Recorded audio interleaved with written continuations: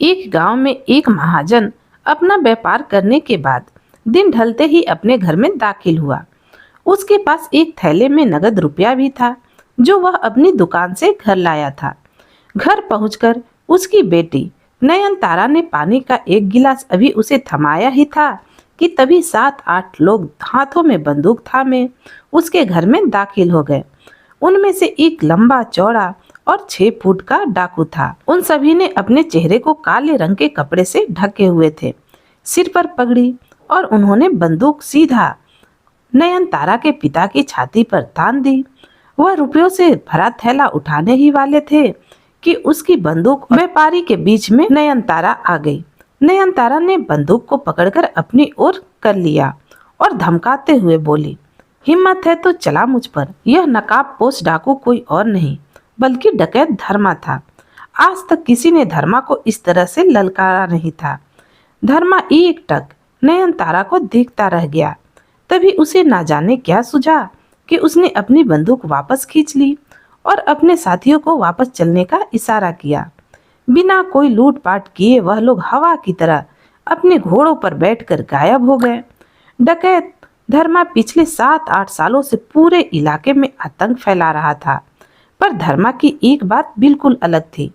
उसने आज तक कभी किसी भी गरीब या असहाय को अपना निशाना नहीं बनाया था। उसके शिकार अक्सर महाजन, जमींदार, साहूकार होते जो गरीबों का खून चूस चूस कर अपने धंधे को चमका रहे थे। इसी कारण से गांव के बाकी लोग धर्मा को एक अच्छा आदमी मानते थे। धर्मा के गिरोह में कुल 8 लोग थे और वे लोग जंगल के बीचों बीच एक पुरानी सी टूटी फूटी इमारत में रहते थे। अपने डेरे पर पहुंचकर धर्मा के एक साथी ने कहा, आज पहली बार हम बिना डाका डाले वापिस आए हैं। ऐसा क्यों किया बड़े भाई? धर्मा के पास इस बात का कोई जवाब तो था नहीं। उसकी आंखों के सामने बस नयनतारा का वह निडर चेहरा ही घूमता रहता। लगता था कि डकैत धर्मा को नयनतारा अच्छी लगने लगी। गांव वालों की नजरों में धर्मा की छवि एक अच्छे आदमी की थी और इसलिए गांव का कोई भी आदमी पुलिस कोतवाली में उसकी शिकायत भी नहीं करता था और ना ही उसके खिलाफ कोई गवाही देता था, बल्कि गांव में कई लोग उसके लिए मुखबरी का काम करते थे। रामू नाई भी धर्मा के खबरी में एक था, जिस पर धर्मा को अपने आप से भी ज्यादा विश्वास था। धर्मा ने उस दिन उसी के जरिए नयनतारा की खबर लेनी चाहिए, तो उसे पता लगा कि नयनतारा 3 दिन बाद गांव में लगने वाले मेले में घूमने आएगी। धर्मा ने एक बार फिर नयनतारा से मिलने का मन बना लिया और मेले में भेष बदलकर पहुंच गया।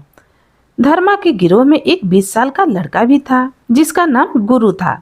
धर्मा उसे अपने छोटे भाई की तरह मानता था। वह धर्मा का बहुत करीबी था। उस दिन धर्मा के साथ गुरु भी गांव के मेले में पहुंचा। वह दोनों नकली दाढ़ी मूछ में थे। धर्मा की नजरें लगातार नयनतारा को ढूंढ रही थी। तभी उसकी नजर नयनतारा पर पड़ी। वह अपनी कुछ सहेलियों के साथ थी। मौका पाकर धर्मा ने नयनतारा को अकेले देखकर उसका हाथ पकड़ लिया और उसे एक किनारे ले गया। अभी वह जोर से चिल्लाने ही वाली थी कि धर्मा ने उसे अपना असली चेहरा दिखा दिया, जिस डकैत को देखकर बड़े बड़ों के पसीने छूट जाते थे। नयनतारा उसे देखकर बिल्कुल भी नहीं डरी। धर्मा ने बिना वक्त गवाए नयनतारा से कहा, कल दोपहर तुम मुझे गांव के पास वाले तालाब पर मिलो। बरगद के पेड़ के नीचे अकेले आना। इतना कहकर धर्मा पलक झपकते ही वहां से गायब हो गया। अगली दोपहर नयनतारा तालाब पर पहुंच गई। धर्मा वहां पहले से ही मौजूद था और उसका साथी गुरु भी उसके साथ था। नयनतारा के वहां पहुंचते ही धर्मा का पहला सवाल मंजरी से यही था कि क्या तुम्हें मेरे जैसे डकैत से डर नहीं लगता? लड़की होकर भी तुम इतनी बहादुर कैसे हो? नयनतारा ने मुस्कुराते हुए कहा, मुझे तुमसे डरने की क्या जरूरत? मुझे पता है कि तुमने कभी किसी औरत को कभी नुकसान नहीं पहुंचाया और न कभी किसी बेकसूर को परेशान किया। जहां तक मुझे मालूम है तुम एक भले डकैत हो। नयनतारा ने आगे कहा, पर तुम मेरे पिता को क्यों लूटना चाहते थे? वह तो एक भले इंसान है। धर्मा ने जवाब दिया, तुम्हारे पिता भले इंसान नहीं हैं, बल्कि एक खून चूसने वाले साहूकार हैं। तुम तो मुझे कुछ पढ़ी लिखी और समझदार लगती हो। एक बार अपने पिता के बही खाते को देख लेना, तुम्हें सब कुछ समझ आ जाएगा। खैर, मैंने तुम्हें यहाँ इसलिए बुलाया है कि मैं तुम्हें पसंद करता हूँ और तुमसे ब्याह रचाना चाहता हूँ। एकदम से यह बात सुनकर नयनतारा भौचक्की रह गई। उसने कहा, तुम एक भले इंसान हो, लेकिन हो तो डकैत, और मैं एक डकैत को अपना जीवन साथी नहीं बना सकती। धर्मा ने बिना देर किए जवाब दिया, अगर मैं डकैती छोड़ दूं तो? नयनतारा ने कहा, अगर डकैती छोड़ दो तो मैं तुम्हारे बारे में सोच सकती हूँ। असल में नयनतारा को भी धर्मा अच्छा लगने लगा था। धर्मा ने कहा, ठीक है, मैं जल्दी कोई फैसला लेकर तुम्हें बताऊंगा। तुम आज से तीसरे दिन मुझे यहीं तालाब पर मिलना। इसके बाद दोनों वापस लौट गए। वापस आकर धर्मा ने किसी भी नए जगह डाका डालने की योजना नहीं बनाई। उसके गिरोह के लोग आपस में फुसफुसाने लगे कि धर्मा तो प्रेम के चक्कर में पड़ गया, अब अपने गिरोह का क्या होगा। लेकिन गुरु धर्मा के साथ ही था। गुरु का गांव पास ही था, जहां उसकी माँ अकेली रहती थी। गुरु ने कहा, चलो आज रात खाना मेरी माँ के हाथों से खाएंगे। और दोनों दोस्त गुरु के माँ के घर पहुंच गए।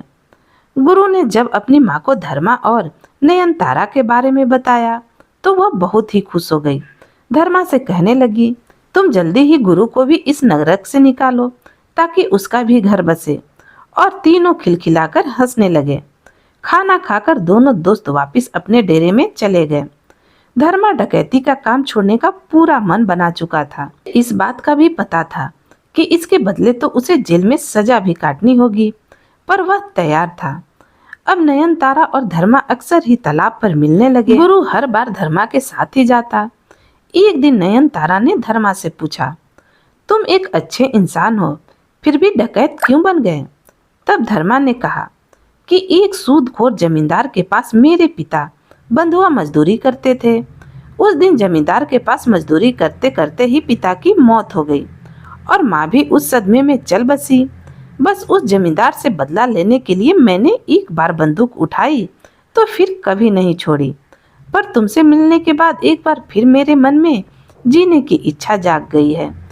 इधर नयनतारा के पिता को भी भनक लग गई कि उनकी बेटी डकैत धर्मा से मिलती जुलती है। उन्होंने कोतवाली में पुलिस को खबर कर दिया। 2 दिन बाद जब नयनतारा और धर्मा तालाब के किनारे मिलने पहुंचे और गुरु और धर्मा उससे मिलने के बाद वापस लौटने लगे तो पुलिस ने धर्मा और गुरु को घेर लिया। पुलिस के साथ हुई गोलीबारी में धर्मा की बाजू घायल हो गई और धर्मा की जान बचाते बचाते एक गोली गुरु का सीना चीरते हुए निकल गई और उसकी मौके पर ही मौत हो गई। उसका शव पुलिस ने लेकर उसकी माँ के घर पहुंचा दिया, जबकि घायल धर्मा अपने घोड़े पर बैठकर वहां से फरार हो गया। अपने डेरे पर पहुंचकर धर्मा की ऐसी हालत देखकर उसके साथियों ने उसका इलाज तो किया, लेकिन वह सब आपस में योजना बनाने लगे कि धर्मा तो अब लड़की के प्रेम के चक्कर में पड़ गया है और मारा जाएगा। अगर पुलिस ने उसे पकड़ लिया या उसने आत्मसमर्पण कर लिया तो दोनों ही परिस्थितियों में हम सब बेमौत मारे जाएंगे। इसलिए धर्मा को रास्ते से हटाना ही होगा। उन लोगों ने धर्मा पर हमला करने की योजना बना ली, लेकिन उसे मारने की हिम्मत तो किसी में न थी। इसलिए उन्होंने सोचा कि किसी और तरीके से धर्मा को रास्ते से हटाना होगा। धर्मा ने घायल होने के बावजूद गुरु की माँ के घर जाने का फैसला लिया। अपने दोस्त की मौत के बाद वह एक बार उसकी माँ से मिलना चाहता था। जैसे ही धर्मा गुरु की माँ के घर पहुंचा, गुरु की माँ को रोते बिलखते देखा। धर्मा को गुरु की माँ ने उसे दरवाजे पर ही रोक दिया और कहने लगी, तू ही है मेरे बेटे का हत्यारा। तूने उस लड़की के चक्कर में मेरे बेटे को मार दिया। न तो उस लड़की के चक्कर में पड़ता और न ही मेरा बेटा पुलिस की गोली से मारा जाता। जा तू यहाँ से, एक माँ की बद्दुआ लगेगी तुझे। तू हत्यारा है, मेरे बेटे को मार दिया, चला जा यहाँ से। अब धर्मा के सीने में मानो हजारों सैकड़ों गोलियां एक साथ धस गईं। अब बिना कुछ बोले वहां से चला गया। उसने अपने खबरी के हाथों नयनतारा को संदेश भिजवाया कि अगली दोपहर को वह तालाब पर मिलने के लिए आ जाए। अगले दिन वह नयनतारा से मिलने ही वाला था। दोपहर का खाना खाकर धर्मा अपने घोड़े पर बैठा और तालाब की तरफ रवाना हो गया। नयनतारा से मिलने के लिए घोड़े पर बैठे ही बैठे उसका सिर भारी सा होने लगा, मानो चक्कर सा आ रहा हो। जैसे ही वह तालाब के किनारे पहुंचा, वहां पर नयनतारा पहले ही उसका इंतजार कर रही थी। धर्मा घोड़े से उतरते ही गिरने पड़ने लगा। नयनतारा ने उसे संभाला और उसे पेड़ के नीचे लिटा दिया। नयनतारा ने पूछा, क्या हुआ तुम्हें? धर्मा कुछ भी बोल पाने की हालत में नहीं था। अब नयनतारा ने धर्मा का सिर अपनी गोदी में रख लिया और कुछ पानी के छींटे उसके मुंह पर मारने लगी। धर्मा को मानो यह एहसास होने लगा कि उसका आखिरी समय आ गया है। उसकी आंखों के सामने उसके दोस्त की माँ दिखने लगी और कानों में उसकी माँ का चीखना चिल्लाना सुनाई देने लगा। वह मन ही मन सोच रहा था कि शायद यही मेरा अंत है। मैंने एक माँ का दिल दुखाया है और मेरी वजह से एक माँ ने अपना बेटा खोया है और उस माँ की बद्दुआ आज मुझे लग गई। यह सोचते सोचते कब धर्मा की आंखें और सांसें बंद हो गई, पता ही न चला। अब तो नयनतारा पर मानो दुखों का पहाड़ टूट पड़ा। वह बेतहासा रोते रोते बेसुध हो गई। दरअसल जब धर्मा दोपहर का खाना खाकर अपने डेरे से निकला, तब उसके गिरोह के बाकी साथियों ने उसके खाने में जहर मिला दिया था, उसे अपने रास्ते से हटाने के लिए। इस तरह एक डकैत की प्रेम कहानी बहुत ही दुखद अंत के साथ खत्म हो गई। कुछ देर में आसपास के कुछ लोग आए और उन्होंने धर्मा का दाह संस्कार किया, पर किसी ने पुलिस को खबर ना की और नयनतारा को उसके पिता वापस अपने घर ले गए। धर्मा के बाकी साथी फिर से अपने डकैती के कामों में लग गए और इस तरह एक डाकू की प्रेम कहानी का अंत हो गया। तो दोस्तों, आपको यह कहानी कैसी लगी कमेंट में जरूर बताइएगा और अगर आप मेरे चैनल पर नए हैं तो चैनल को सब्सक्राइब भी कर लीजिएगा। कहानी सुनने के लिए आपका बहुत बहुत धन्यवाद।